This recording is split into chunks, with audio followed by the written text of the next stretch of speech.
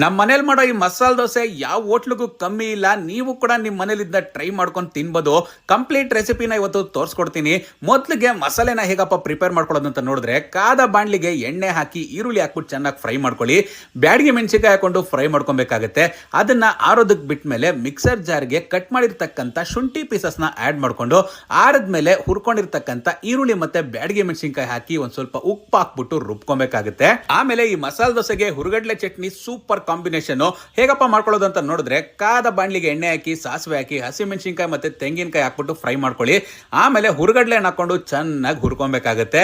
ಆರೋದಕ್ಕೆ ಬಿಟ್ಟ ಮೇಲೆ ಮಿಕ್ಸರ್ ಜಾರ್ಗೆ ಇದನ್ನೆಲ್ಲದನ್ನು ಟ್ರಾನ್ಸ್ಫರ್ ಮಾಡ್ಕೊಂಬಿಡಿ. ಒಂದ್ ಸ್ವಲ್ಪ ಶುಂಠಿನ ಆಡ್ ಮಾಡ್ಕೊಳ್ಳಿ. ಅದ್ರ ಜೊತೆಗೆ ಹುಣಸೆ ಹಣ್ಣು, ಒಂದ್ ಸ್ವಲ್ಪ ಬೆಲ್ಲ, ಕೊತ್ತಂಬರಿ, ರುಚಿಗೆ ತಕ್ಕಷ್ಟು ಉಪ್ಪನ್ನ ಆಡ್ ಮಾಡ್ಕೊಂಡು ರುಬ್ಕೊಂಡ್ರೆ ಹುರುಗಡ್ಲೆ ಚಟ್ನಿ ರೆಡಿ ಗುರು. ನೆಕ್ಸ್ಟ್ ಈ ಹೋಟೆಲ್ಗಳಲ್ಲಿ ಹೆಂಗಪ್ಪ ಸಾಫ್ಟ್ ಆಗಿರೋ ಆಲೂಗಡ್ಡೆ ಪಲ್ಯ ರೆಡಿ ಮಾಡ್ಕೊಂತಾರೆ ಅಂತ ನೋಡಿದ್ರೆ, ಕುಕ್ಕರ್ ಅಲ್ಲಿ ಒಂದ್ 3 ವಿಸಿಲ್ ಆಲೂಗಡ್ಡೆನ ಕೂಗ್ಸ್ಕೊಳ್ಳಿ. ಸಿಪ್ಪೆನ ಸುಲ್ದು ಒಂದ್ ಚಿಟಿಕೆ ಅರಿಶಿನ ಮತ್ತೆ ರುಚಿಗೆ ತಕ್ಕಷ್ಟು ಉಪ್ಪನ್ನ ಆಡ್ ಮಾಡ್ಕೊಂಡು ಚೆನ್ನಾಗಿ ಮ್ಯಾಶ್ ಮಾಡ್ಕೊಳ್ಳಿ. ಕಾದ ಬಾಣ್ಲಿಗೆ ಸಾಸಿವೆ, ಕಡಲೆಬೇಳೆ, ಈರುಳ್ಳಿ, ಕರಿಬೇವು, ಹಸಿಮೆಣಸಿನಕಾಯಿ ಹಾಕ್ಬಿಟ್ಟು ಚೆನ್ನಾಗಿ ಫ್ರೈ ಮಾಡ್ಕೊಬೇಕಾಗುತ್ತೆ. ಫ್ರೈ ಆದ್ಮೇಲೆ ಈ ಮಿಕ್ಸ್ ಮಾಡಿರ್ತಕ್ಕಂಥ ಅಥವಾ ಮ್ಯಾಶ್ ಮಾಡ್ಕೊಂಡಿರ್ತಕ್ಕಂಥ ಆಲೂಗಡ್ಡೆನ ಹಾಕ್ಬಿಟ್ಟು ಸ್ವಲ್ಪ ಹಾಲು ಹಾಕಿ ಒಂದ್ ಸ್ವಲ್ಪ ಕೊತ್ತಂಬರಿ ಉದುರಿಸ್ಬಿಟ್ಟು ಮಿಕ್ಸ್ ಮಾಡಿದ್ರೆ ಹೋಟೆಲ್ ಸ್ಟೈಲ್ ಅಲ್ಲಿ ಸಾಫ್ಟ್ ಆಗಿರೋ ಆಲೂಗಡ್ಡೆ ಪಲ್ಯ ರೆಡಿ.